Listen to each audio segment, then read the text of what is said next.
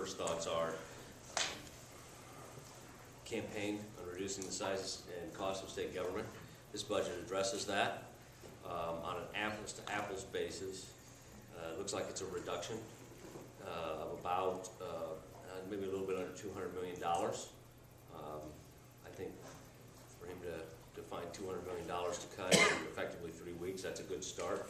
It's my understanding, and from his perspective, and definitely from a House Republican perspective, that's a ceiling. That is not a floor on the amount we're going to spend. So we're going to go to work in the budget subcommittees and otherwise, and we're going to find more opportunities.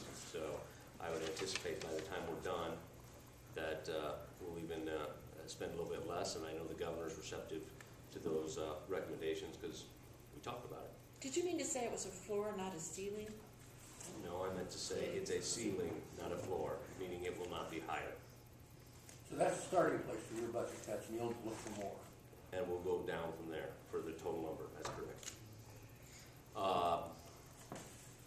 The other thing he said he was going to do is go to work on putting Iowans back to work, and I think the budget looks like the budget addresses that. Obviously, we've got to work through the details some more, but at a bare minimum, it addresses commercial property taxes and the corporate income tax rate.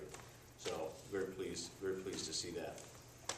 The other thing I might as well, I don't know if any of you, well, of course you're interested. You're the press. What am I thinking? This afternoon, I assume you know, we'll be running a bill on photo ID in order to vote. And the other bill we'll be running, going back to the governor's speech, is actually going to address openness, transparency, those types of things with regard to government, and in particular government expenditures, so that the taxpayer will have access to where the state spends its money. Excuse me, I would just comment on the dignity with which the entire affair was conducted, with Governor Branstad really laying out the priorities that he ran on and that Iowans recognized and overwhelmingly supported last November. We're open for business. Iowa is absolutely going to start taking seriously the fact that we have lost too many jobs in the past, and he's going to do that in a systematic manner by looking at taxes. We know that if taxes are too high, employers move to states where they are not as high. He additionally is going to look at the rule and regulatory regime that has been created over the past 5 to 10 years, which has absolutely driven jobs out of this state.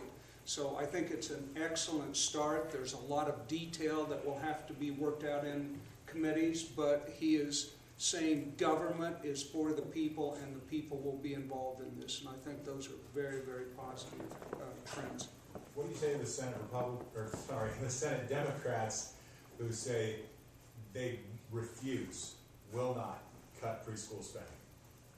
Well, the governor said that we consider preschool, he considers preschool absolutely critical, and he has put money in his proposal to fund preschool, but he is doing it on a sliding scale. Rather than making it an entitlement for all families, he is putting it on a sliding scale for those who need it most.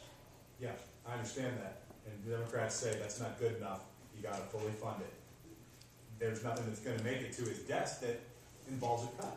Well, I think we'll see if that goes through the Senate that way or through the House, but absolutely the governor has funded that priority, and if the Democrats continue down the path of increasing spending ongoing, we'll see how that plays out. But the governor has funded that as a priority. Anybody who thinks that a status quo state government is what's going to end up on the governor's desk when this is over is fooling themselves, and that includes voluntary preschool. The status quo is not what we're sending to the governor.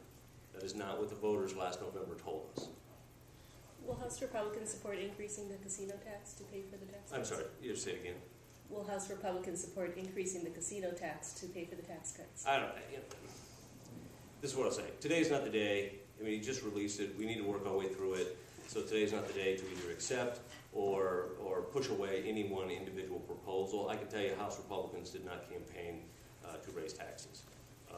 But we've got to work our way through it. If they don't agree to those tax increases to casinos, then how do you where are you going to find the money to cut those corporate taxes? Because that's what the whole, the governor's entire. Well, there's a bill right now in the Iowa Senate that reduces spending over 3 fiscal years by $2.5 billion. And that's a start. We never said that was the end either, because we don't view it as the end. Are you on board with that approach? Because you had a committee just kick out 20% income tax reduction, and it sounded like the thinking was they'd rather reduce individual income tax than corporate income tax, and that you can't afford to do both, or can you afford to do both?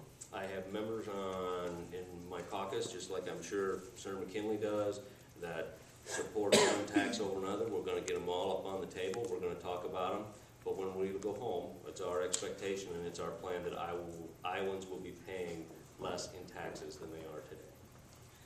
Representative Uppmeyer said prior to session that the Republicans' priorities were going to be budgetary and fiscal before any social issues were tackled, but yet gay marriage has already been brought on the table. Are Iowans to assume then that you think Iowa's budgetary issues have been adequately addressed? Well, if your point is that cutting $500 million is inadequate and not a big enough bite, I will agree with you. We need to, with the bill we've already passed and sent over on a party line vote, there's more work to do. If your point is that that was the leading bill, then you merely have your facts wrong. Well, one more question with this House Joint Resolution 6. How come it states that it wants to prohibit civil unions and domestic partnerships, not necessarily just same-sex marriage? That's the same proposal we've had for 2 years. Okay, but why would those other two be banned as well? I will tell you this is what I know, is this afternoon I will be presiding over a chamber that's running a bill for voter ID and over a bill that's going to make a more open and transparent governments for Iowans. That's what I'm focused on today. The 84 million DFRO, in their briefing, they indicated 40 million they want to supplement back in this current fiscal year. We've not gone through the details, but one of the things that the governor said that his budget will reflect health and safety concerns of Iowans. The 84 million savings was brought out of not out of the blue, but at the very last minute in January by former Governor Culver with what appears to be no regard for the health and safety of Iowans. We have seen real disruption, potential disruption, had it been enacted fully in mental health, in the corrections, and we simply can't put people's lives at risk, and that's what Governor Branstad recognizes. So he'll be doing those things that will protect Iowans' health and safety.